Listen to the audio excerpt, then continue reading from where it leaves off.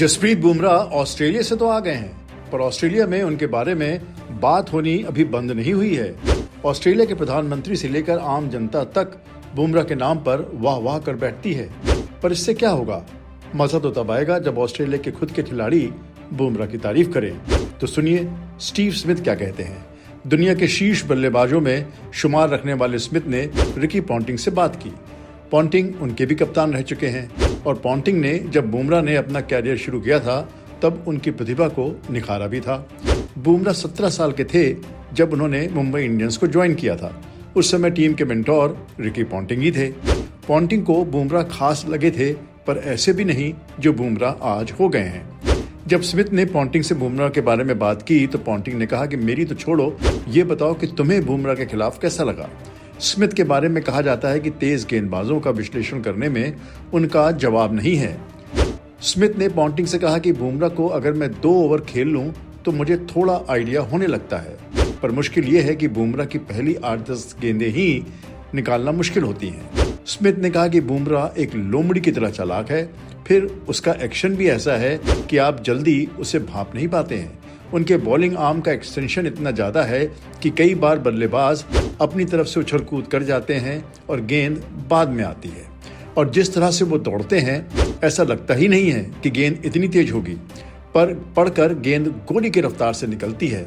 रफ्तार से ही नहीं, उसका मूवमेंट भी आपको हैरान कर देता है। और ये सिर्फ टेस्ट मैच की बात नहीं है। बुमराह ने T20 और ODI में भी उतने ही कत्ल किए हैं, उतने ही घाव मारे हैं दूसरे बल्लेबाजों पे। उधर ऑस्ट्रेलिया के ओपनर उस्मान ख्वाजा कहते हैं कि मैंने ऐसा तेज गेंदबाज अपने जीवन में नहीं देखा। हम आपको बता दें कि ख्वाजा की 10 पारियों में 6 में बुमराह ने अभी हाल की श्रृंखला में उन्हें आउट किया।